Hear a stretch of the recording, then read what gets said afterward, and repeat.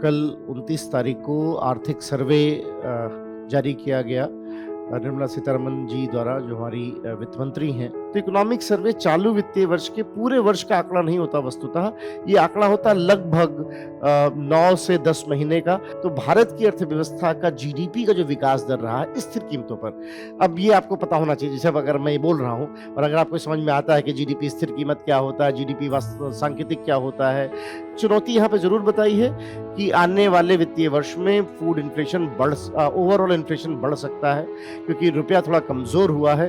कि जो कृषि से संबद्ध गतिविधियाँ हैं, और चाहे वो डेयरी उद्योग हो, चाहे वो मत्स्य पालन हो, ये दोनों ही एक तरह से रोजगार सृजक भी होते हैं।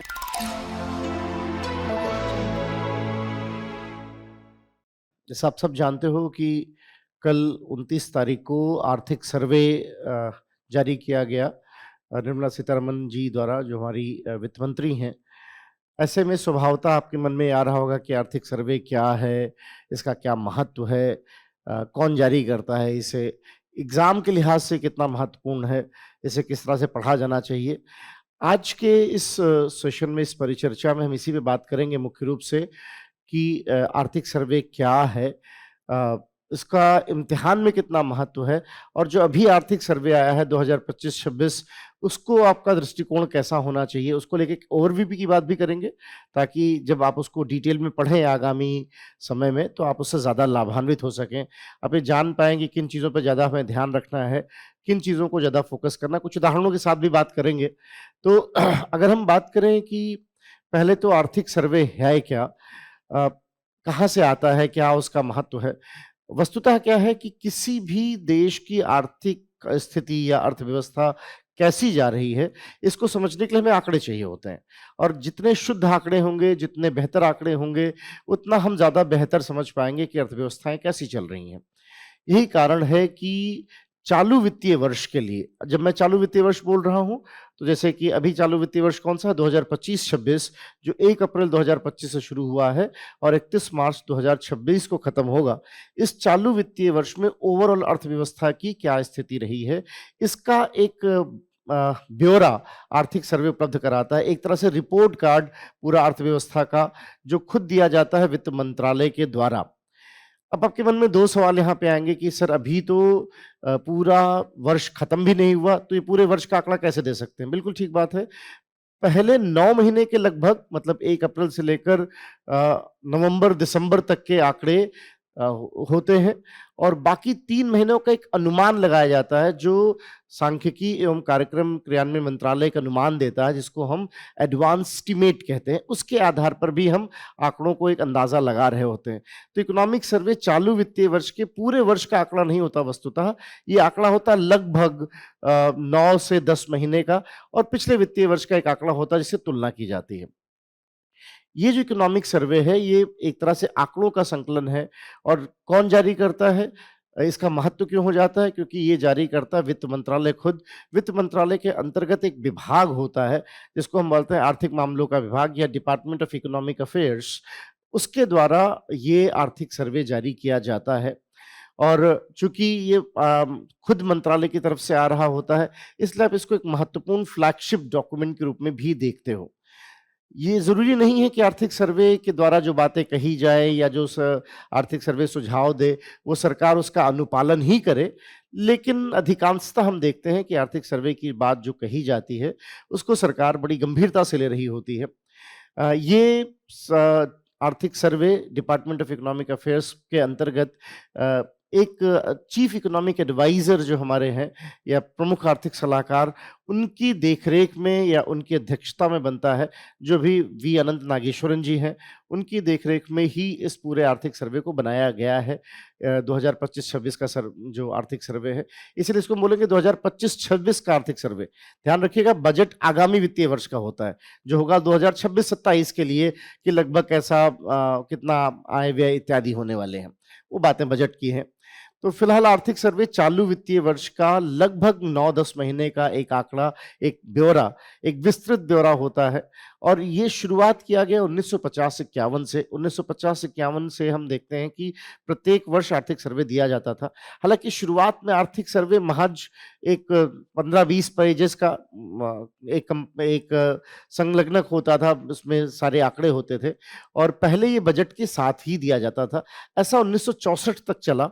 1964 के बाद आर्थिक सर्वे को बजट से पहले दिया जाने लगा और इस दिशा में एक बड़ी बात और भी हुई। ये जो हमारा आर्थिक सर्वे ये काफ़ी हद तक आईएमएफ जो अंतर्राष्ट्रीय मुद्रा कोष है, उसका एक डॉक्यूमेंट आता है वर्ल्ड इकोनॉमिक आउटलुक, उसकी तर्ज पर है। आप यूँ कहें कि वो एक हमारे लिए स्रोत बना कि हमें आंकड़ों को कैसे, क्योंकि वर्ल्ड इकोनॉमिक आउटलुक पूरे विश्व की अर्थव्यवस्था और उसकी आर्थिक स्थिति का आंकड़ा उपलब्ध कराता है। वर्ल्ड इकोनॉमिक आउटलुक 2 बुकलेट्स में आता है, जिसमें पहली बुकलेट वस्तुतः सैद्धांतिक बातें होती हैं, अर्थव्यवस्था के बारे में कुछ विचार-विमर्श होता है और जो दूसरी बुकलेट या दूसरी जो उसकी पुस्तक होती थी, वो आंकड़ों की होती थी। यही कारण है कि 1993-94 में भारत ने भी ये प्रयोग करने की कोशिश की कि क्यों ना हम भी 2 किताबें या 2 बुकलेट जारी करें। जो बुकलेट 1 हो, उसमें हम जो खंड 1 हो, उसमें हम सैद्धांतिक बातें करें, सुझाव दें और जो खंड 2 हो, उसमें हम जो है आंकड़ों का संलग्नक दें। 1993-94 में प्रयास किए गए, एक आध वर्ष कोशिश भी हुई, लेकिन बहुत कुछ आप कह सकते हो कि निर्णायक नहीं रहा। पर 2010 से हम देखते हैं कि हम 2 खंडों में इकोनॉमिक सर्वे को या आर्थिक सर्वे को देखने लगे थे, जिसमें खंड 1 सैद्धांतिक बातें करता था, अर्थव्यवस्था को लेकर वैश्विक भारतीय अर्थव्यवस्था, उसकी तुलना, संभावनाएँ इत्यादि और खंड 2 जो है वो आंकड़ों का संलग्नक होता था। अभी जो हमारे नए चीफ इकोनॉमिक एडवाइज़र जब ये आए वी अनंत नागेश्वरन जी, इन्होंने ये कहा कि इसको फिर से एक खंड में बना देते हैं, एक साथ बना देते हैं। इससे शायद सहजता आ जाएगी, बातों को कम शब्दों में ज़्यादा बातें कही जा सकेंगी। तो अब ये इन दिलचस्प समझना कि अब जो इकोनॉमिक सर्वे आता है, उसमें उन दोनों खंडों का स्वभाव भी दिखाई पड़ता है। मतलब अब खंड 2 तो अलग से आ नहीं रहा, तो खंड 1 की जो सैद्धांतिक बातें थी और खंड 2 का जो सिर्फ़ आंकड़े हुआ करता था, उन दोनों को मिश्रित करते हुए इकोनॉमिक सर्वे दिया जा रहा है। तो इस बार के इकोनॉमिक सर्वे में भी आप देखोगे कि इकोनॉमिक सर्वे में कुछ अच्छी बातें भी की गई हैं, कुछ डिस्कशंस किए गए हैं, कुछ डिबेट किए गए हैं, कुछ सलाह भी दी गई है सरकार को, लोगों को और साथ ही आंकड़े भी दिए गए हैं। तो मेरे ख़्याल से जो उद्देश्य होगा कि सिर्फ़ एक ही खंड में जारी किया जाए, ताकि कम शब्दों में समय का सदुपयोग करते हुए ज़्यादा से ज़्यादा बातें कही जा सकें। तो ये एक थोड़ी-सी पृष्ठभूमि थी कि आर्थिक सर्वे क्या है, कौन जारी करता है और उसका क्या एक ऐतिहासिक पृष्ठभूमि रहा है। दूसरा जो शायद आज के इस डिबेट का सबसे महत्वपूर्ण या इस विमर्श का सबसे महत्वपूर्ण पड़ाव है, वो ये समझना है कि आर्थिक सर्वे इम्तिहान के लिहाज से कितना महत्वपूर्ण और क्यों? चूँकि आर्थिक सर्वे न सिर्फ अर्थव्यवस्था की बात करता है, अपितु साथ ही यह भी बताता है कि भारतीय अर्थव्यवस्था के समक्ष क्या-क्या चुनौतियाँ हैं, क्या-क्या अवसर हैं। तो स्वभावतः आपके एग्ज़ाम में, विशेषकर मेंस के एग्ज़ाम में, अगर मैं पिछले 4-5 वर्षों में आपसे कहूँ हो सकता है आपको बात थोड़ी अभी अतिशयोक्ति सी लगे, विशेषकर जिन्होंने आर्थिक सर्वे पढ़ा नहीं है कभी या मेंस के पेपर नहीं देखे। लेकिन हाँ, ये सच है कि आपके आर्थिक सर्वे में कही गई कई सारी बातों पर आपके मेंस के क्वेश्चंस डिज़ाइन हुए होते हैं। ज़रूरी नहीं अक्षरशः पूछ लिया जाए, लेकिन जो भी मेंस में क्वेश्चन आ रहा होता है, आप देखोगे आर्थिक सर्वे में उसका एक अच्छा खासा विमर्श हुआ होता है। जैसे मैं अगर फौरी तौर पर बताऊँ फटाफट जैसे पिछले साल एक सवाल आया फूड इन्फ्लेशन या खाद्य मुद्रास्फीति को लेकर कि खाद्य मुद्रास्फीति क्या है? मौद्रिक नीति का इसमें क्या सहयोग होता है? अब इसका कारण ये था क्योंकि पिछले साल चीफ इकोनॉमिक एडवाइज़र ने ये सलाह दी थी कि हम क्यों ना जो हमारा इन्फ्लेशन की गणना के लिए हम एक उपभोक्ता मूल्य सूचकांक इस्तेमाल करते हैं, जिसमें खाद्य का भारांश बहुत ज़्यादा है। तो उनका ये कहना था कि जब चूँकि खाद्य का भारांश ज़्यादा है और इसलिए जब भी खाद्य पदार्थों में महँगाई आती है, तो एकदम से पूरी व्यवस्था बैक फुट पे चली जाती है। तो वो ये कह रहे थे कि ये अच्छी बात नहीं है, इसको ठीक करने की ज़रूरत है। हालाँकि ये जो उनकी बात कही गई, उनके द्वारा सरकार ने उसको माना नहीं, लेकिन आप देखते हो कि मेंस में से क्वेश्चन पूछा गया फिर। कि कैसे क्या है और आपको उसमें सुझाव देने थे। या ऐसे ही जब उन्होंने ये कहा कि कैसे एआई की वजह से जो है सेवा क्षेत्रों में कुछ चुनौतियाँ आ सकती हैं या बेरोज़गारी के दर को ठीक करने के लिए हमें विनिर्माण को बढ़ावा देना होगा। तो आप देखते हो मेंस में इस तरह के सवाल आते हैं कि विनिर्माण क्षेत्र कैसे एआई की चुनौतियों में सहयोगी हो सकता है। एक और मुझे विमर्श याद आता है जिन्होंने सवाल जो इकोनॉमिक सर्वे ने बात की जिसमें सवाल पूछा गया कि उनका ये कहना भी था कि हमें विनिर्माण क्षेत्र को और तेजी से आगे लाया जाना होगा क्योंकि जब तक जीवीए में विनिर्माण का योगदान 25% तक नहीं होगा तब तक इतनी बड़ी जनसंख्या के लिए हम शायद रोजगार उपलब्ध नहीं करा पाएंगे। अगर उससे पिछले इकोनॉमिक सर्वे में जाएँ, तो आपको एक क्वेश्चन मिलेगा खाद्य सुरक्षा को लेकर क्योंकि चीफ इकोनॉमिक एडवाइज़र ने ये बात बहुत स्पष्ट रूप से कही थी कि क्यों जब जलवायु परिवर्तन हो रहा है, ऐसे में खाद्य सुरक्षा के लिए हमें क्लाइमेट रेज़िलिएंट एग्रीकल्चर पे जाना होगा, कृषि अवसंरचना को विकसित करना होगा, कृषि संबंधी गतिविधियों पे ज़्यादा ध्यान देनी होगी। तो आप अभी तो चूँकि आज हम ओवरव्यू पे बात कर रहे हैं, बाकी डिटेल में जब क्लासेस में बात होंगी तो होगी। यहाँ पर मैं आपको ये बताना चाह रहा हूँ कि हर बार के आर्थिक सर्वे में 5-7 ऐसे बिंदु होते हैं, जिन पे आपके प्रश्न बनने की संभावना ज़्यादा है। जैसे इस बार के इकोनॉमिक सर्वे पर मेरा व्यक्तिगत फ़ेवरेट है, जिन्होंने लास्ट 16वें चैप्टर में बात कही कि क्यों लोगों के अंदर सिविक सेंस का होना सिर्फ़ नैतिकता की बात नहीं है, इसका आर्थिक पहलू भी है। क्योंकि अगर लोगों में सिविक सेंस है, वो ट्रैफ़िक का अनुपालन करते हैं, गंदगी कम करते हैं या जो है हरित ऊर्जा की तरफ जाते हैं, तो इससे औद्योगिक गतिविधियाँ भी लाभान्वित होती हैं, इससे अर्थव्यवस्था को भी लाभ मिलता है। अब ये एक फ्रेश एटीट्यूड है। आप देख रहे हो जो कायदे से खंड 1 में होता था पहले, वो चीज़ उन्होंने अलग से इस पूरे एक 16वां चैप्टर मैं फिर कहूँगा कि अपने आप में ऐसा लगता है कि आपको उसमें से अनिवार्य रूप से 2 खंडों में है वो 16वां चैप्टर जो आखिरी चैप्टर है और आप देखेंगे कि उसमें आपको कुछ ना कुछ ज़रूर आपके मेंस में मिलेगा, विशेषकर वो पेपर 3 में भी हो सकता है, वो पेपर 4 में भी हो सकता है क्योंकि पहली बार हमने नैतिकता और आर्थिक आयाम को जोड़ते हुए भी देखा है। तो ऐसे अनेकों उदाहरण हैं, जो ये स्पष्ट करते हैं अगर आप विगत 5 वर्षों के आर्थिक सर्वे को देखें, कि आपके मेंस में आर्थिक सर्वे में किए गए विमर्श से सीधे-सीधे प्रश्न हैं और ऐसे प्रश्नों में आपको ज़्यादा बेहतर आंकड़े भी मिल जाते हैं, अगर आपने आर्थिक सर्वे को पढ़ा है और आप ज़्यादा बेहतर उस क्वेश्चन को समझ पाते हैं और उसको बेहतर हैंडल कर पाते हैं। ये कहना थोड़ा अतिशयोक्ति होगा, लेकिन गलत नहीं है कि प्रीलिम्स में भी जो क्वेश्चन है वो कहीं न कहीं आर्थिक सर्वे में जिन बातों को कहा जा रहा है उनसे प्रभावित होते हैं। जैसे पिछले वर्ष आर्थिक सर्वे ने प्राथमिक घाटे को बहुत ज़्यादा वरीयता दी थी, कि प्राथमिक घाटा कम हुआ है जो अच्छी बात है और राजकोषीय घाटा बनाम प्राथमिक घाटा का एक पूरा डिबेट दिखाया गया था, पिछले वर्ष के आर्थिक सर्वे में। आप इस वर्ष के अगर प्रीलिम्स के एग्ज़ाम को देखते, तो आप प्रीलिम्स के एग्ज़ाम में 2-3 क्वेश्चन प्राथमिक घाटे के इर्द-गिर्द दिखाई पड़े। तो ये महज संयोग नहीं है। ऐसे बहुत सारे उदाहरण आपको दिख जाएँगे जहाँ पे ऐसा दिखता है और वो क्यों ना हो? स्वाभाविक बात है वो क्यों ना हो क्योंकि आर्थिक सर्वे अर्थव्यवस्था की पूरी नब्ज़ को बताता है और कहीं न कहीं इस इम्तिहान में भी वो देखना चाहते हैं कि आपको अर्थव्यवस्था के बारे में कितनी समझ है, आपकी सोच कैसी है और आपको कितने पहलुओं या आयाम का जानकारी है।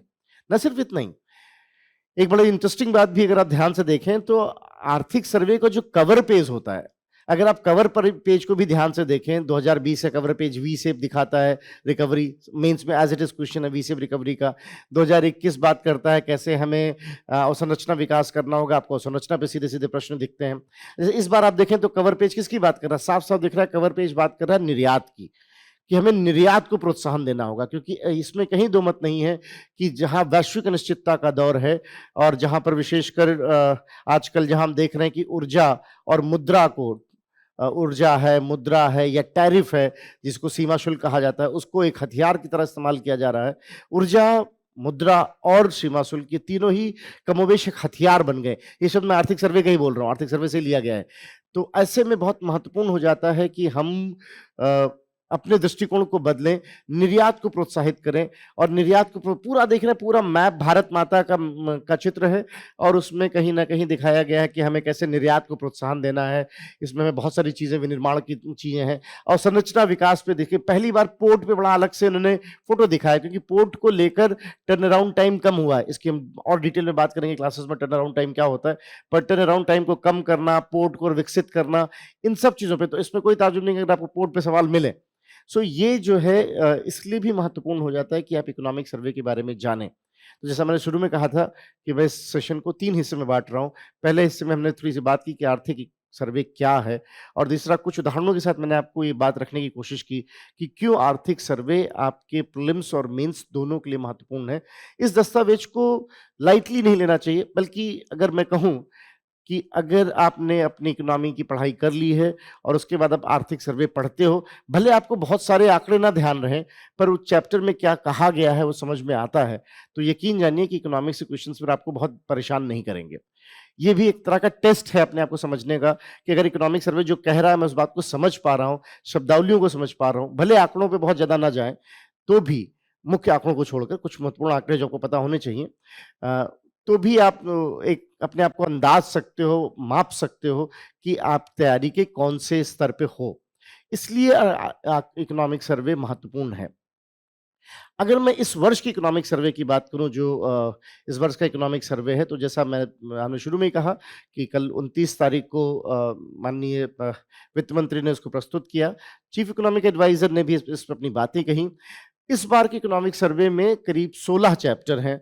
हर चैप्टर में कुछ ना कुछ बातें कही गई हैं, जैसा स्वभावतः होता है। पहला चैप्टर एक पूरा ओवरव्यू होता है अर्थव्यवस्था का, कि अर्थव्यवस्थाएँ कैसे चल रही हैं। तो अगर यहाँ पे देखिए ये मैं सीधे ये सरकार द्वारा ही दिया गया है आधिकारिक डॉक्यूमेंट है आप देख पा रहे हो यहाँ पर, आधिकारिक डॉक्यूमेंट है जहाँ पे उन्होंने इन्फोग्राफिक्स उपलब्ध कराया है। तो मैं चूँकि ओवरव्यू दे रहा हूँ तो मैं फौरी तौर पे आपको कुछ-कुछ बताता चलूँगा इन इन्फोग्राफिक्स की मदद से ताकि आप समझ पाएँ कि इकोनॉमिक सर्वे में किन-किन चीज़ों को और ध्यान से और डिटेल में आपको पढ़ना है। क्योंकि इसका सही लाभ तभी होगा जब आप उसको थोड़ा डिटेल में उसको पढ़ेंगे, उसके घटकों को समझेंगे। तो अगर मैं जैसे बात करूँ तो फटाफट तो जो पहला चैप्टर है वो ये कह रहा है कि ओवरऑल अर्थव्यवस्था की क्या स्थिति इसके बावजूद कि वैश्विक अर्थव्यवस्था अनिश्चितता के दौर से गुजर रही है। हम सब देख रहे हैं कि वैश्विक अर्थव्यवस्था जहां अनिश्चितता के दौर पे है, वहीं भारत की अर्थव्यवस्था कहीं न कहीं तेजी से आगे बढ़ रही है। और तेजी से आगे बढ़ने के लिए हम कैसे जानेंगे? विकास दर को इस्तेमाल करेंगे। तो भारत की अर्थव्यवस्था का जीडीपी का जो विकास दर रहा है स्थिर कीमतों पर, अब ये आपको पता होना चाहिए जैसे अब अगर मैं ये बोल रहा हूँ और अगर आपको समझ में आता है कि जीडीपी स्थिर कीमत क्या होता है, जीडीपी सांकेतिक क्या होता है, जीडीपी का मतलब जीडीपी मार्केट प्राइस होता है, जीवीए का मतलब जीवीए बेसिक प्राइस होता है, तो इसका मतलब अपनी तैयारी के सही मुकाम पे हो। इसीलिए मैंने आपको कहा कि इकोनॉमिक सर्वे पढ़ना, ये भी आपको बताता है कि आप तैयारी को के किस मुकाम पे खड़े हो, कितना शब्दों को ठीक-ठीक समझते हो। तो अगर हम जीडीपी की विकास दर देखें तो लगभग-लगभग 7.4% रहेगी इस वित्तीय वर्ष के लिए, चालू वित्तीय वर्ष के लिए 7.4% जीडीपी की रहेगी। जीडीपी का मतलब जीडीपी मार्केट प्राइस ही होता है और जीवीए का मतलब जीवीए बेसिक प्राइस होता है जिसकी विकास दर लगभग 7.3% चालू वित्तीय वर्ष के लिए है।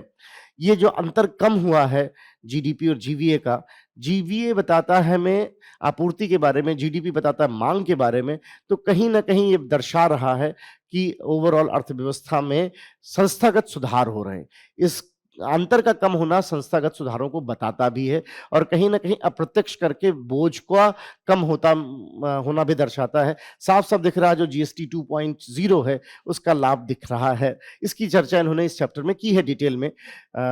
साथ ही अगर देखें तो उन्होंने ये भी बताया कि कैसे जो हमारा प्राथमिक घाटा है वो अब 0.8% रह गया है जीडीपी का। राजकोषीय घाटे में कमी आई है, करीब 4.4% राजकोषीय घाटा है। कोविड में 9.2% था और अनुमान ये है कि अगले वर्ष इसको 4.0 तक लाने की बात की जा रही है। एक fiscal gliding path doctor N K Singh ने इसके लिए शब्द इस्तेमाल किया था, फिस्कल ग्लाइडिंग पाथ। ऐसा लग रहा है कि हम लगातार फिस्कल ग्लाइडिंग पाथ की तरफ बढ़ रहे हैं। हालाँकि एक चिंता ज़रूर बताई है कि राज्यों के केस में जो थोड़ा घाटा बढ़ रहा है, वो हमें ध्यान देने की ज़रूरत है। ओवरऑल अर्थव्यवस्था अगर आप देखें तो यहाँ पे बड़ा अच्छा इन्फोग्राफिक सरकार की तरफ से है कि अगर आप देखें ये जो ग्राफ है ये बता रहा है कि अनिश्चितता का दौर कितना ज़्यादा है। ये पीक जितना ज़्यादा है उतना ज़्यादा अनिश्चितता का दौर है और अनिश्चितता का दौर किस वजह से 4 बड़ी बातें इन्होंने कही हैं। एक तो भू राजनीतिक संघर्ष बहुत तेज़ी से हो रहा है। मैंने आपको बताया ना कि ऊर्जा और वित्त का कहीं न कहीं उसको एक हथियार की तरह इस्तेमाल किया जा रहा है। प्रौद्योगिकी के को लेकर आप देख रहे हो चाइना को प्रौद्योगिकी नहीं देना चाह रहा अमेरिका, इस तरह की चुनौतियाँ आ रही हैं। मुक्त व्यापार को लेकर संदेह बना हुआ है जिस तरह से चीज़ें हुई। हालाँकि इस बीच इंडिया ने अपने अगले चैप्टर में आप देखोगे व्यापार चैप्टर में, विदेश व्यापार में कि इंडिया ने 8 से अधिक एफटीए किए हैं ये और कुछ देशों से हम बहुत एडवांस स्टेट पे हैं, उसमें से एक नया नाम अब यूके भी जुड़ गया है। तो ओवरऑल अगर हम देखें तो विश्व में जो है अर्थव्यवस्थाओं में बहुत अच्छी स्थिति नहीं है, ऐसे में इंडिया ज़्यादा बेहतर करता दिख रहा है। जैसे अभी देखो, यहाँ पे इन्होंने एक जो बेसिक जीडीपी के आंकड़े हैं, जिसमें आपका राजकोषीय घाटा इत्यादि आता है, उसमें इंडिया और ब्राज़ील बड़ा अच्छा करते दिखाई पड़ रहे हैं। जबकि बाकी देश यूएसए हैं, चाइना है ना? इनकी स्थिति ज़्यादा खराब दिख रही है।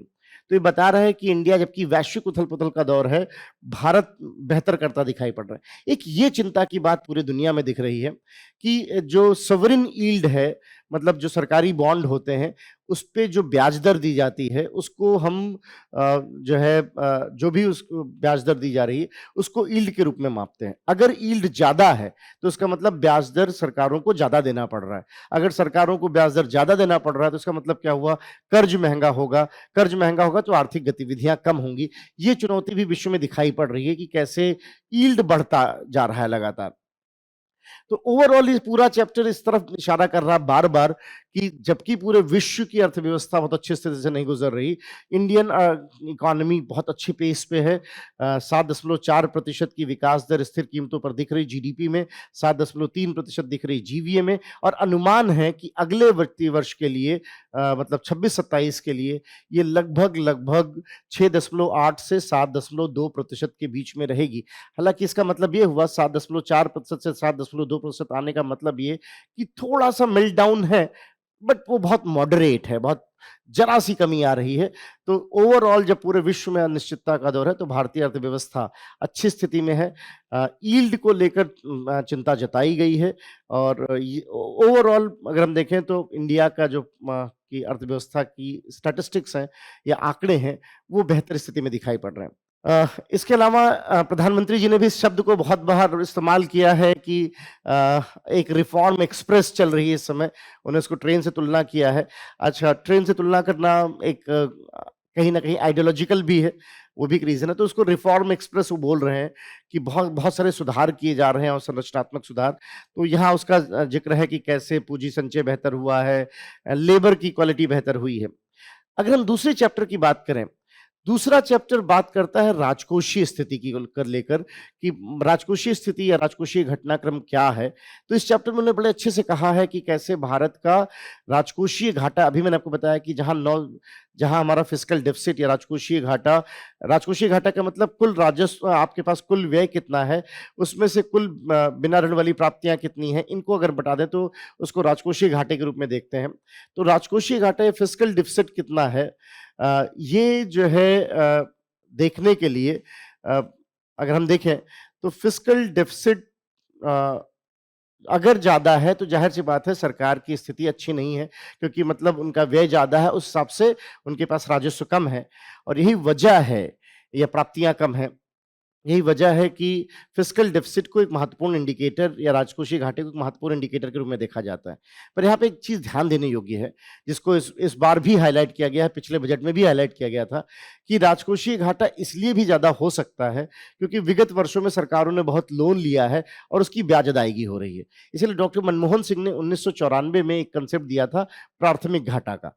प्राथमिक घाटा ये कहता है, अगर हम ऋण को की जो ब्याज अदायगी है उसको किनारे कर दें, तब एक्चुअल कितना हमारा घाटा है, उसको प्राथमिक घाटा कहा जाता है। अब देखिए, मैं फिर उसी बात पे आऊँगा जो मैंने शुरू अभी दूसरे खंड में आपसे कही थी, दूसरे पार्ट में, कि अगर आपको ये सब समझने में बिल्कुल दिक्कत नहीं हो रही, तो इसका मतलब ये है कि आपकी इकोनॉमी की तैयारी बेहतर है।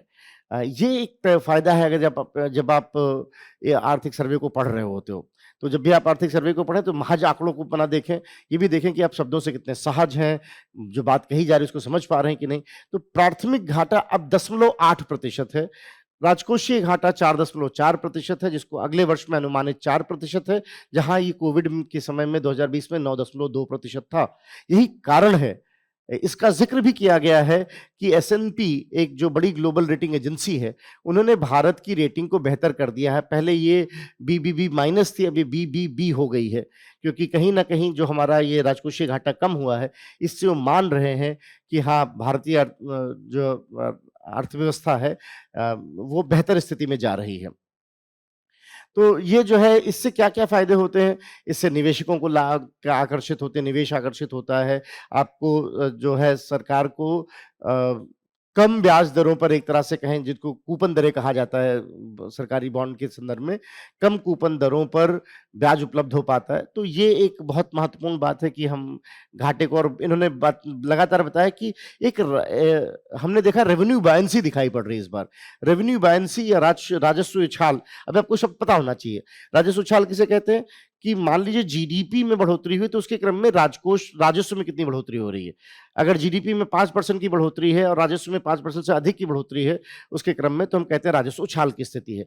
तो रेवेन्यू उछाल दिखाई पड़ रहा है और मजेदार बात यह है कि लगातार कैपेक्स में बढ़ोतरी हो रही है। पूंजीगत व्यय जो होता है, पूंजीगत व्यय उन सभी व्यय को कहा जाता है जिससे कहीं ना कहीं कुछ पूंजी निर्माण होता है या यूं कहें आने वाले समय में और आय के स्रोत बनते हैं, तो उन्हें पूंजीगत व्यय कहा जाता है। हालांकि आजकल दो शब्द इस्तेमाल होते हैं इसमें। अब एक होता है कैपेक्स, एक होता है इफेक्टिव कैपेक्स। दोनों में ही बढ़ोतरी हो रही है। कैपेक्स में बढ़ोतरी ये साफ बताती है कि कहीं ना कहीं सरकार अवसंरचना इत्यादि पे ज्यादा खर्च कर रही है, और अगर इफेक्टिव कैपेक्स बढ़ता है तो ये बताता है कि लोक कल्याण कार्यक्रम जैसे विकसित भारत जी राम जी जैसी जो स्कीमें हैं उन पर भी व्यय किया जा रहा है। तो इन सब का जिक्र यहाँ पर है। ज़ाहिर सी बात है जब आप सर्वे को डिटेल में पढ़ते हैं तो इसके बारे में और समझ में आता है। पर यहाँ पे मैं एक ओवरव्यू बता रहा हूँ कि क्या महत्वपूर्ण है और क्यों इन शब्दों को बार-बार कहा जा रहा है।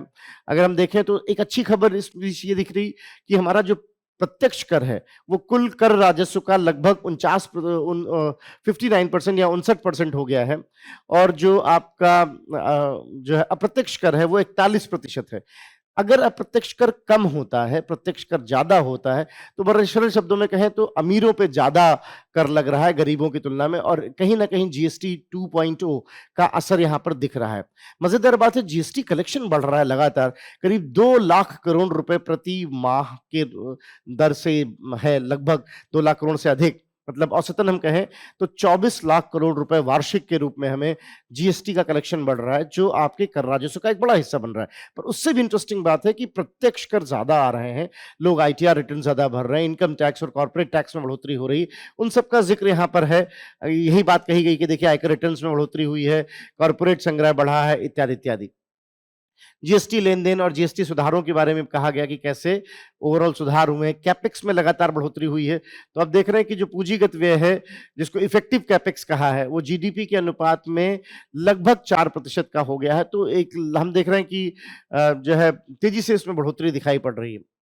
अगला जो चैप्टर है मौद्रिक प्रबंधन को लेकर उन्होंने कहा है, ये चैप्टर बताता है कि आपका जो वित्तीय स्थिति है, बैंक है, स्टॉक मार्केट है, ये कैसा परफॉर्म कर रहे हैं। अगर हम इसमें देखें तो ओवरऑल इस चैप्टर में बताया गया है कैसे एनपीए कम हुआ है। एक तरह से बैंकों के जो बुरे कर्जे होते हैं, जो बुरे लोन होते हैं, उसमें तेजी से कमी आई है। जहां वर्ष 2011-12 में ये 11% के आसपास होता था, अभी ये घट के 2.2% के आसपास आ गया है। इसके अलावा अगर हम देखें तो स्टॉक मार्केट में तेजी से बढ़ोतरी हुई है। बहुत सारे नए आईपीओज आए हैं इस बीच। इसका जिक्र है कि बहुत सारे नए आईपीओज हैं। एमएसएमई सेक्टर को जो ऋण मिल रहा है वो मिला है। एमएसएमई सेक्टर जो होता है भारत में, वो कहीं न कहीं रोजगार सृजनकर्ता माना जाता है, और अगर एमएसएमई सेक्टर को ऋण में बढ़ोतरी हो रही है, तो उसमें उसका सीधा-सीधा मतलब ये है कि कहीं न कहीं रोजगार में बढ़ोतरी हो रही है। एक और बड़ी इंटरेस्टिंग बात, अब देखिए अब ये सवाल वो पीटी में भी पूछ सकते हैं, मेंस में भी पूछ सकते हैं, लेकिन पूछा जा सकता है क्योंकि मुद्रा को जो पीएम मुद्रा स्कीम है, उसको 10 वर्ष हुए हैं। तो इस आर्थिक सर्वे ने उसका भी आकलन किया है कि कैसे पीएम मुद्रा में 36 लाख करोड़ के आसपास का जो है ऋण दिया गया है, और ये बड़ा इंटरेस्टिंग डेटा है। आप इसको अपने इम्तिहान में वैसे भी लिख सकते हो कि 36 लाख करोड़ रुपए से 69% मुद्रा ऋण जो है वो महिलाओं को दिए गए हैं, जो कहीं न कहीं न सिर्फ वित्तीय समावेश को दिखाता है, पर वित्तीय समावेश एवं महिला सशक्तिकरण को भी दर्शा रहा है। तो ओवरऑल अगर हम देखें तो इसमें इस चैप्टर में उसकी बात कही गई है। पेंशन कवरेज में आम विशेषकर जो अटल पेंशन योजना जो विशेषकर निम्न आय वर्ग के लिए निर्धारित की गई थी, उसमें बढ़ोतरी हुई है। एनपीएस में जो आप जानते हो पेंशन रिफॉर्म के बाद जो नई पेंशन स्कीम है, उसमें रजिस्टरकर्ता में बढ़ोतरी हुई है, टायर 1 में। ये सारी बातों का ज़िक्र है। अब मैं फिर बार-बार वही कह रहा हूँ जैसे हमने शुरू में कहा कि अगर इन शब्दों को समझने में आपको दिक्कत नहीं हो रही, तो इसका मतलब आपकी इकोनॉमी की तैयारी, तो इसीलिए एक आर्थिक सर्वे को पढ़ना एक टेस्ट भी है इस बात को समझना कि आप की तैयारी कितनी बेहतर है। और सीधे-सीधे जैसे मुद्रा पे सवाल पीटी में भी बना सकते हैं, वो मुद्रा पे सवाल मेंस में भी आ सकता है, सवाल वित्तीय समावेश के माध्यम से पूछा जा सकता है, सवाल सीधे-सीधे भी पूछा जा सकता है। तो यहाँ पर बीमा के संदर्भ में कैसे बीमाकर्ता कैसे विस्तार हुआ है, उसका ज़िक्र हुआ है। पूँजी बाज़ार में लेकर जैसे मैंने आपको बताया कि साफ-साफ दिख रहा है कि लगातार पूँजी बाज़ार में इम्प्रूवमेंट है, बहुत सारे आईपीओज़ आए हैं, स्टॉक मार्केट में बेहतर प्रदर्शन होता दिखाई पड़ रहा है और यहाँ पर इन्होंने प्रतिभूति बाज़ार संहिता 2025 का ज़िक्र किया। अब ये आपके लिए इम्तिहान में इम्पोर्टेंट हो सकती है। मैं इसको प्रीलिम्स के लिहाज से ज़्यादा महत्वपूर्ण मानूँगा, मेंस में शायद क्योंकि ऐसा देखा गया है स्टॉक मार्केट की चीज़ मेंस में कम पूछते हैं, लेकिन आपको ये पता होना चाहिए प्रतिभूति बाज़ार संहिता क्या है, इसके क्या महत्वपूर्ण घटक हैं। तो आप देखोगे कि आपको सीधे-सीधे इस पे सवाल मिल सकते हैं। यही मैं बार-बार आपसे कहना चाह रहा हूँ कि इकोनॉमिक सर्वे किस प्रकार से जो है इसमें सिर्फ़ बात आँकड़ों की नहीं है। अक्सर हम गलती कर रहे हैं, हम आँकड़ों की तरफ चले जाते हैं। बात आँकड़ों के अलावा और क्या कहा गया है, किन चीज़ों पे फ़ोकस है, वो ज़्यादा ध्यान रखने की ज़रूरत है। सबका बीमा, सबकी सुरक्षा, इसको लेकर बहुत सारी बातें कही गई कि कैसे बीमा कानून संशोधन किया गया है और इंश्योरेंस सेक्टर को लेकर चूँकि आप जानते हो एफडीआई को 100% किया गया है इंश्योरेंस सेक्टर में। तो ओवरऑल आप इस देख सकते हो कि कैसे इस पूरे वित्तीय सेक्टर को या वित्तीय क्षेत्रकों के बारे में जानकारी कि बैंकों में कैसे स्थिति है, स्टॉक मार्केट की क्या स्थिति है, बीमा की, पेंशन की, इंश्योरेंस की, वित्तीय समावेश की, इन सब चीज़ों की जानकारी इस चैप्टर में उपलब्ध कराई जाती है। माइक्रो क्रेडिट की क्या उपलब्धता है, पीएम स्वनिधि के बारे में कहा गया है कि कैसे पीएम स्वनिधि जो विशेषकर जो स्ट्रीट वेंडर होते हैं, जो रेहड़ी पटरी पे लोग होते हैं, उनके सहयोग के लिए होती है। उसमें किस प्रकार से लाभ मिला है सभी क्षेत्रकों को। मेरा थोड़ा पसंदीदा चैप्टर ये दिखा मुझे, अगर मैं अपनी बात कहूँ कि कैसे वैदेशिक क्षेत्र में जो वर्ल्ड इकोनॉमी है, जो ग्लोबल इकोनॉमी है, इसमें इंडिया जो लगा था कि टैरिफ जो हमारे ऊपर एक दबाव बनाया गया था, टैरिफ दबाव, उसका प्रभाव पड़ेगा, ऐसा कुछ बहुत विशेष प्रभाव होता नहीं दिखाई पड़ रहा। अच्छी खबर ये कि करंट अकाउंट डेफिसिट जो एक बहुत बड़ा मानक माना जाता है करंट अकाउंट डेफिसिट, वो 0.8% रह गया। ध्यान रखिएगा, प्राथमिक घाटे का भी आंकड़ा लगभग यही था। तो 0.8% करंट अकाउंट डेफिसिट जो सेफ जोन है और साथ ही हमारे पास $700 बिलियन का रिजर्व है, फॉरेक्स रिजर्व, जो हमें 11 महीने की कंफर्टेबल पोजीशन दे रहा है। अब ये सब बताता है कि हमारा सेक्टर अच्छी स्थिति में है और उसमें कहीं न कहीं सेवाओं का बड़ा योगदान है, क्योंकि सेवाओं ने काफ़ी कंट्रीब्यूट किया है। हालाँकि ओवरऑल हमारा करंट अकाउंट डेफिसिट या व्यापार घाटा ही है, क्योंकि जो पण्य वस्तुओं का व्यापार है, उसमें हम आयात ज़्यादा कर रहे हैं, निर्यात कम कर रहे हैं। इसमें विशेषकर जो प्रमुख कारण दिखाई पड़ रहा है, वो आपका कच्चे तेल और इत्यादि चीज़ों से है। पर ओवरऑल बहुत अच्छी स्थिति में है और अगर हम देखें तो यहाँ पर एक ज़िक्र भी है कैसे जबकि वैश्विक अस्थिरता का दौर है, हमारी स्थिति मजबूत बनी हुई है। साथ ही इस बात का ज़िक्र किया गया है कि कैसे हमने सर्विस सेक्टर में बेहतर किया है, क्या-क्या संभावनाएँ हैं और इस चैप्टर में इस बात का भी ज़िक्र है कि किस प्रकार हम लगातार कोशिश कर रहे हैं, क्योंकि ट्रम्प के टैरिफ को एक हथियार की तरह इस्तेमाल करने के बाद इंडिया ने अपना पूरा मन बना लिया है कि हम विदेशी व्यापार में एक चीज़ बहुत ध्यान देंगे जिसको हम कहेंगे एक्सपोर्ट डाइवर्सिफिकेशन, जिसमें 2 बातें हैं डाइवर्सिफिकेशन में। एक तो नई चीज़ों को ढूँढना जिसको हम निर्यात कर सकते हैं और दूसरा नए गंतव्यों को ढूँढना जिनको हम निर्यात कर सकते हैं। ऐसे में जो हमारी ट्रेड पॉलिसी है 2023, जिसमें कोई एक तरह से बहुत लचीली पॉलिसी है, ट्रेड पॉलिसी 2023, उसका भी ज़िक्र आया है कि कैसे उसने सहयोग किया है और ओवरऑल सेक्टर किस तरह से परफ़ॉर्म कर रहा है। कैसे हमने विभिन्न देशों के साथ एफटीए किया हुआ है, इसका पूरा ज़िक्र है और लगातार हम नए देशों के साथ किस प्रकार जुड़े हुए हैं। एफटीए में आप जानते हो कि जब एफटीए में सीका है, सीपा है, ये सारी चीज़ें क्या है, उसका पूरा डिटेल यहाँ पे दिया गया है और कैसे हमारी जो है ओवरऑल करंट अकाउंट डेफिसिट काफ़ी अच्छी स्थिति में है, 0.8% रह गया। एक चीज़ जो अब ये भी प्रीलिम्स के लिहाज से इम्पोर्टेंट भी हो सकती है कि भारत डिजिटल जिसको हम कहते हैं ना डिजिटल निवेश, हरित डिजिटल निवेश कहा जाता है इसको ग्रीन फील्ड में, उसमें भारत नंबर 1 पर है। भारत में अगर आप देखें तो इंडिया में करीब 114 बिलियन के आसपास आप देख रहे हो, 114 अरब अमेरिकी डॉलर का निवेश दिखाई पड़ रहा है। तो ब्राज़ील, चाइना, मेक्सिको अगर आप ग्राफ देखो तो इंडिया उन कंट्रीज़ में से जिसमें सबसे ज़्यादा डिजिटल अर्थव्यवस्था की परियोजनाओं पर निवेश हुआ है। तो कोई ताज्जुब नहीं है कि अभी आपने देखा यूरोपियन यूनियन की अध्यक्षा कह रही थी कि इंडिया जो है मदर बनता जा रहा है डिजिटल अर्थव्यवस्थाओं के केस में, ये एआई के केस में इत्यादि में। तो ये ये अब आपकी प्रीलिम्स अब यही आर्थिक सर्वे का सबसे बड़ा महत्वपूर्ण बात भी है। ये क्वेश्चन मेंस में भी बन सकता है कि डिजिटल अर्थव्यवस्था से क्या आशय है? क्या क्या इसके घटक हैं? क्या इससे चुनौतियाँ, अवसर हैं? ये क्वेश्चन प्रीलिम्स में बन सकता है कि डिजिटल अर्थव्यवस्था क्या कहते हैं? भारत निम्न कदमों पे विचार करे, इत्यादि, इत्यादि। तो यहाँ पर उसका पूरा जो है एफडीआई भारत में लगातार बेहतर हुआ है, हम काफ़ी जो है उसमें इम्प्रूवमेंट में उसका दिखाया गया। फॉरेक्स मैंने आपको बताया कि फॉरेक्स 701 बिलियन डॉलर के आसपास है, जो हमारी 11 महीने की रिक्वायरमेंट को लगभग पूरा करता है। इसके अलावा जो एक डेट टू जीडीपी रेशियो है एक्सटर्नल, वो घट गया है, जो बीच में थोड़ा बढ़ता दिखाई पड़ा था क्योंकि रुपया कमज़ोर हुआ था, पर थोड़ा बढ़ गया है, वो अब 20 के नीचे है। 20 के नीचे को आप कंफर्टेबल ज़ोन के रूप में देखते हो। करंट अकाउंट डेफिसिट मैंने आपको बताया 10.8, तो इस तरह की बातें इस चैप्टर में कही गई हैं। मुद्रास्फीति को लेकर बड़े अच्छे से इन्होंने, अगर आप देखें तो ये चिन्हित किया है। 3 यहाँ पे आप इंडिकेटर देख रहे हो ना, एक हेडलाइन इन्फ्लेशन होता है जो ओवरऑल इन्फ्लेशन की बात करते हैं, सीपीआई के बारे में या डब्ल्यूपीआई के बारे में। यहाँ जिक्र सीपीआई का है, तो सीपीआई के बारे में अगर हम देखें तो जो ओवरऑल इन्फ्लेशन है उसमें कमी आई है, करेक्शन हुआ है। आप देख रहे हो ये जो आपको ये कुछ ये जो ग्राफ दिख रहा है नारंगी रंग का, ये उसकी बात कर रहा है। कोर इन्फ्लेशन में थोड़ी बढ़ोतरी हुई, इसका जिक्र भी किया है। आगे अगर आप जब डिटेल में पढ़ोगे चैप्टर को, तो आप देखोगे कि कोर इन्फ्लेशन बढ़ने का सबसे बड़ा कारण ये है कि गोल्ड और सिल्वर की कीमतों में तेजी से बढ़ोतरी हुई है। एक शब्द होता है कोर इन्फ्लेशन, हेडलाइन में से फूड और फ्यूल को घटा दिया जाए तो कोर इन्फ्लेशन मिलता है। कोर इन्फ्लेशन में बढ़ोतरी हुई है और फूड इन्फ्लेशन निगेटिव हुआ है, विशेषकर सब्जियों और दालों की कीमत कम होने के कारण। इसका जिक्र इसमें किया गया कि सब्जियों और दालों की कीमत कम हुई है, उसकी वजह से कोर इन्फ्लेशन कम होता दिखाई पड़ रहा है।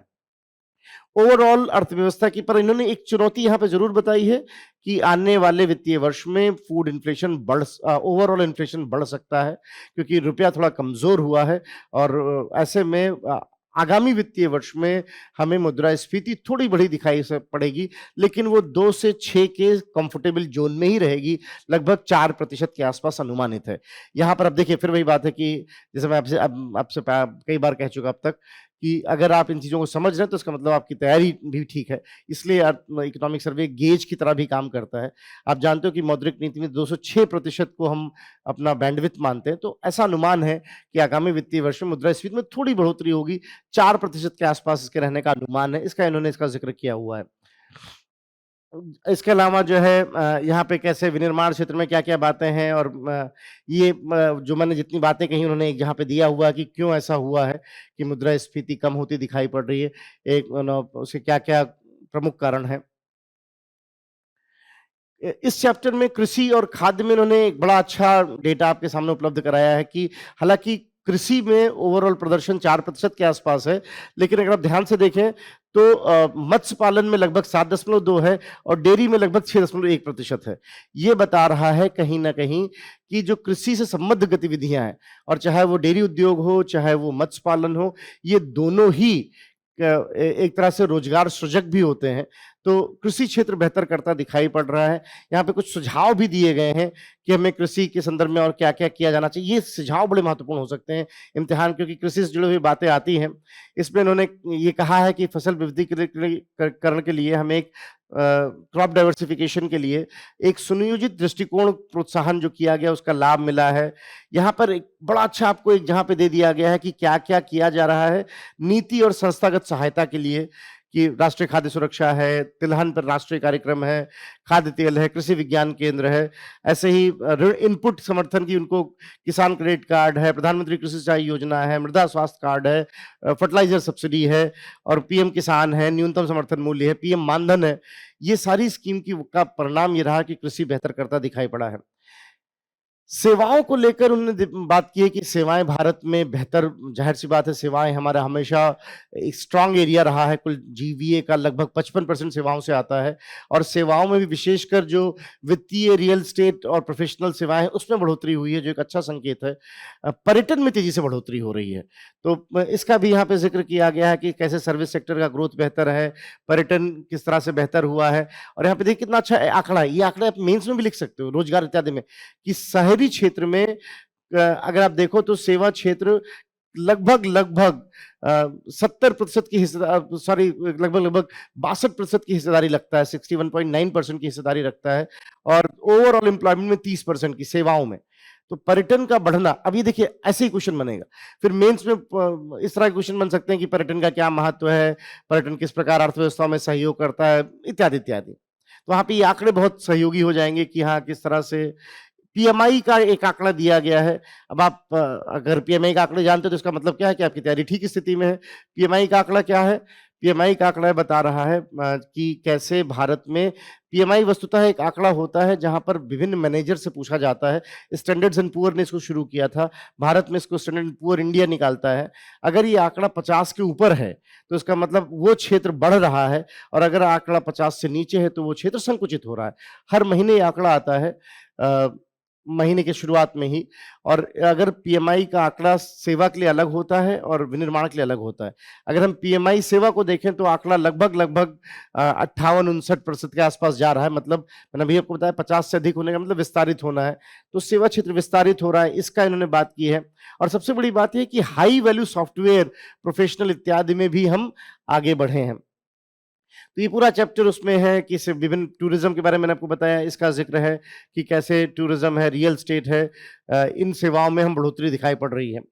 उद्योग, ये चैप्टर मुझे लगता है अब आपको मेंस में बहुत सहयोग कर देने वाला है, क्योंकि मैंने अभी आपको बताया एक टेक शिफ्ट की बात कही जा रही है इस पूरे चैप्टर में कि कैसे टेक्नोलॉजी शिफ्ट होना जरूरी है। और इसमें ये कहा गया कि हम बेहतर है कि विनिर्माण का जो प्रतिशतता है उसको बढ़ाएं, और साथ ही कोशिश करें कि कैसे जीवीए में इसकी प्रतिशतता को बढ़ाकर 25% तक किया जाए कुल जीवीए योगदान में। सीमेंट है, इस्पात है, कोयला है, फार्मास्यूटिकल है। फार्मास्यूटिकल में इंडिया को पूरे विश्व का फार्मा सेक्टर कहा जा रहा है, इसका जिक्र है। इलेक्ट्रिक व्हीकल में, ऑटोमोबाइल में इंडिया ने बहुत अच्छा परफॉर्म किया है, उसका जिक्र है कि किस तरह से ऑटोमोबाइल है, इलेक्ट्रिक व्हीकल है, इन सब चीज़ों में हम बेहतर प्रदर्शन करते आ रहे हैं। इलेक्ट्रॉनिक उत्पादन लगातार हम बेहतर कर रहे हैं। और वैश्विक नवाचार, अब ये बहुत इंपॉर्टेंट है प्रीलिम्स के लिहाज से कि आपको पता होना चाहिए ग्लोबल इनोवेशन इंडेक्स क्या होता है, कौन जारी करता है, इसमें भारत की करंट स्थिति क्या है। बहुत तेजी से उछाल आया है। अगर आप देखें तो इनफैक्ट मुझे बिल्कुल ताज्जुब नहीं होगा अगर ये क्वेश्चन मेंस में भी पूछा जाए कि ग्लोबल इनोवेशन इंडेक्स क्या और क्या उसके डायमेंशन है। काफी बातें हो रही, इकोनॉमिक सर्वे ने बात की, पिछले महीने की योजना पे आर्टिकल लिखे गए इस पे। तो इस तरह की बातें भी कहीं ना कहीं बता रही। अब इसमें आपको ये देखें तो कहीं न कहीं बता रहा है कि कैसे उद्योग जगत, ये चैप्टर मेंस में आपके बहुत सहयोग करने वाला है। तो अगला चैप्टर उन्होंने विशेषकर निवेश के ऊपर बात की, जो मैंने आपको शुरू में भी कहा कि हमारा पूंजीगत निवेश बढ़ा है और प्रभावी पूंजीगत निवेश भी बढ़ा है।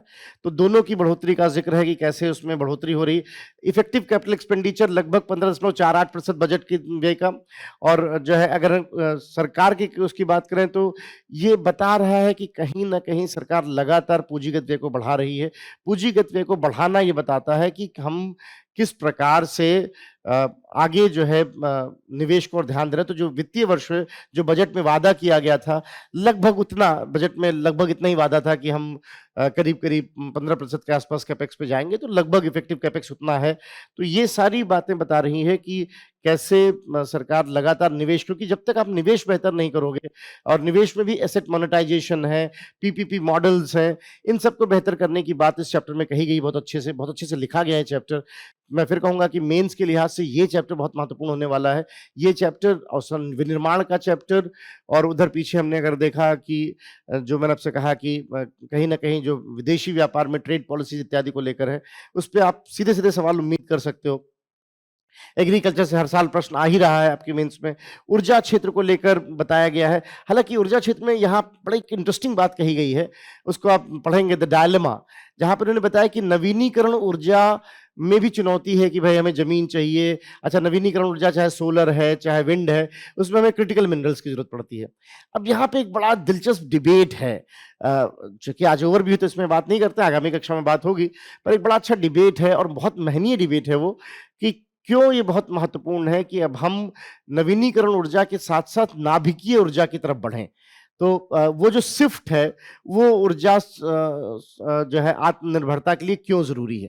अब ये आपके मेंस में चूँकि ऊर्जा एक अलग से टॉपिक है, तो बहुत संभावित चीज़ बन जाती है कि हाँ, न्यूक्लियर एनर्जी क्या है। इसमें एक जो है स्कीम का भी ज़िक्र है, जो आप न्यूक्लियर एनर्जी को लेकर उन्होंने बताया है कि कैसे न्यूक्लियर एनर्जी के संदर्भ में हमें बात करनी है। तो अगर आप देखें तो यहाँ न्यूक्लियर एनर्जी के बारे में बहुत सारी बातें की गई। प्लस जो है कहीं न कहीं भौतिक ऊर्जा का क्या है, ऊर्जा क्षेत्र में क्या करना है, उसका ज़िक्र है। दूरसंचार और सूचना को कैसे बेहतर करना है, पोर्ट को कैसे बेहतर करना है। आपने देखा था कवर पेज पे पोर्ट बना हुआ था, उन सारी चीज़ों का डेटा है। ये एक चैप्टर इन्होंने परिवेश में बहा इसको परिवेश 3.0 कहा गया है कि कैसे पर्यावरण और जलवायु परिवर्तन पे हम रिस्पॉन्ड करें, क्योंकि लगातार आप देख रहे हो कि यूएसए के अलग होने के बाद अब क्लाइमेट फाइनेंस एक बड़ी चुनौती है, तो ये चैप्टर उसकी बात कर रहा है। इनफैक्ट वही बात है कि इकोनॉमिक सर्वे ने भी बात की है, अगर आप जनवरी मंथ का योजना देखें उसमें क्लाइमेट फाइनेंस की बात कही गई है। तो क्लाइमेट फाइनेंस कहीं ना कहीं एक महत्वपूर्ण मुद्दा बनता जा रहा है। यहाँ उसका दिखा है और क्यों सौर ऊर्जा बेहतर चीज है, लेकिन उसकी क्या क्या चुनौतियां हैं। और जो मैं आपसे कह रहा था कि नाभिकीय ऊर्जा क्यों, इसका बड़ा अच्छा एक विवरण दिया हुआ है ओरिजिनल डॉक्यूमेंट में, काफी अच्छा डॉक्यूमेंट है। और यहाँ पर जो शांति अधिनियम है, अब ये अधिनियम आपके इम्तिहान के लिए बहुत इंपॉर्टेंट है। शांति अधिनियम जो इसकी बात करता है नाभिकीय ऊर्जा और उनसे जुड़ी बातें, क्योंकि इसमें सबसे बड़ी चुनौती है रेडियो एक्टिव वेस्ट मैनेजमेंट और सिविल लाइबिलिटी को कैसे हैंडल किया जाए। तो उन सब चीज़ों का ज़िक्र यहाँ पे किया गया है, क्या नीति समर्थन किया जा रहा है। और यहाँ पे परिवेश 3.0, अब ये आपके लिए एग्ज़ाम के लिहाज से बहुत महत्वपूर्ण हो गया। परिवेश 3.0 पीटी में पूछा जा सकता है कि क्या है, किससे जुड़ा है, किन चीज़ों की बात करता है। जो है खनन नियम में क्या परिवर्तन किया गया, सर्कुलर इकोनॉमी को बढ़ावा दिया गया है। तो सर्कुलर इकोनॉमी क्या होती है, जहाँ पर आप वेस्ट मैनेजमेंट से चीज़ें बना रहे हो।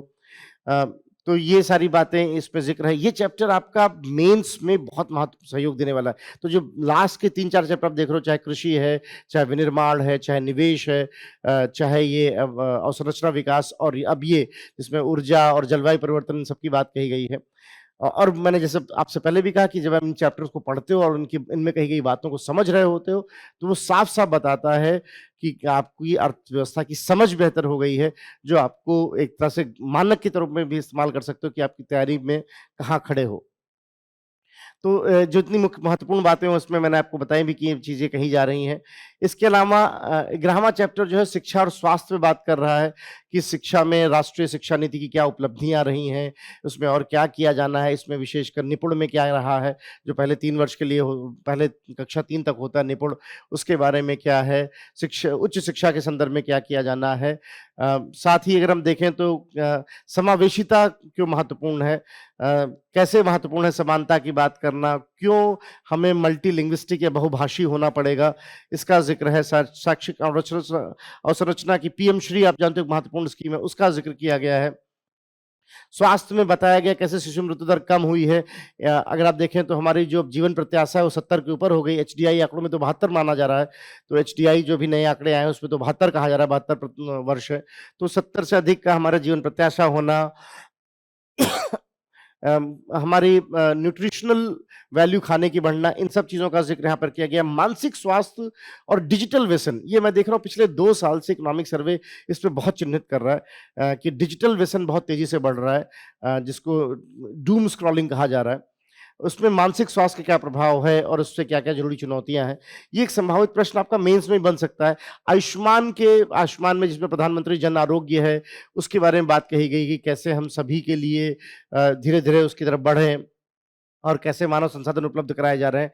अलग से पूरा चैप्टर इस बार इन्होंने दिया है रोजगार और कौशल विकास के लिए भी, कि कैसे बेरोजगारी दर कम हुई है और रोजगार के लिए क्या-क्या विकल्प दिए जा रहे हैं। जो आपकी 4 श्रम संहिताएँ हैं, उनकी क्या स्थिति रही है, चाहे औद्योगिक संबंध संहिता हो, चाहे वो सामाजिक सुरक्षा कोड हो, चाहे वो कार्यस्थल सुरक्षा का कोड हो, चाहे वो न्यूनतम मानदेय का कोड हो, उनके बारे में क्या, महिला भागीदारी कैसे बढ़ी है, कैसे सभी को एक यूनिवर्सल अकाउंट नंबर इत्यादि उपलब्ध कराया जा रहा है, व्यापार सुगमता में क्या बेहतर है। ये बड़ा अच्छा ग्राफिक्स आपको दिखा कि कैसे महिला श्रम भागीदारी बढ़ी है, महिला बेरोजगारी में कमी आई है, 5.6% 2017-18 17-18 क्यों इस्तेमाल करते हैं? अभी आपको पता होना चाहिए। 17-18 इसलिए इस्तेमाल किया था क्योंकि पहली बार हम देख रहे हैं कि नए सिरे में एनएसओ का डेटा आया था। एनएसओ अब अपना खुद डेटा देता है, पहले डेटा हम अन्य संस्थानों से भी लेते थे क्योंकि एनएसओ अपना डेटा 5 वर्ष के अंतराल पे देता था। तो ये सारी चीज़ें यहाँ पर कही गई हैं और उसका क्या ज़िक्र है। इसके अलावा जो है ग्रामीण विकास को लेकर बात कही कि ग्रामीण विकास में क्या-क्या चीज़ें हैं, क्योंकि कहा जा रहा है बार-बार कि कैसे ग्रामीण विकास धुरी बन सकता है पूरी अर्थव्यवस्था के संदर्भ में। तो इसका भी ज़िक्र है और ओवरऑल अगर हम देखें तो एआई की क्या व्यवस्था है, इसकी इसकी बात कही गई है। साथ ही जो है अगर हम देखें तो भारत का एआई में क्या सहयोग है और एक शहरीकरण को लेकर अलग से चैप्टर है कि शहरीकरण के लिए अगले 20 साल का कैसे रोड मैप होना चाहिए, क्या-क्या चुनौतियाँ हैं, क्यों महत्वपूर्ण है कि एक सिटीज़न सेंट्रिक या नागरिक केंद्रित शहरीकरण का पैमाना बनाया जाए और साथ ही इस बात पर भी ज़िक्र है कि कैसे जो है, जो मैंने आपको बताया कि 16वां चैप्टर जो बहुत महत्वपूर्ण चैप्टर होने वाला है, जो इन सब चीज़ों की बात भी करेगा कि कैसे लोगों से क्या अपेक्षा की जाए, सिविक सेंस का क्या महत्व है, इत्यादि चीज़ें। कुल मिला के निष्कर्ष में आप ये कह सकते हो कि इस बार का भी आर्थिक सर्वे विगत वर्षों की भांति ही एक बहुत ही इम्पोर्टेंट डॉक्यूमेंट होने वाला है आपके इम्तिहान के लिहाज से भी और ओवरऑल समझ के लिहाज से भी। तो ये कुछ बातें थी इस इकोनॉमिक सर्वे को लेकर, एक ओवरव्यू था। आगामी कक्षाओं में इस पे डिटेल में भी बात होगी एक-एक के बारे में कि हाँ, क्या है और क्या उसके प्रमुख कंटेंट हो सकते हैं जो प्रीलिम्स के लिहाज से इम्पोर्टेंट हो सकते हैं, जो मेंस के लिहाज से इम्पोर्टेंट हो सकते हैं। आज के लिए इतना ही। आई होप इन सभी डिस्कशन से आप लाभान्वित हुए। धन्यवाद।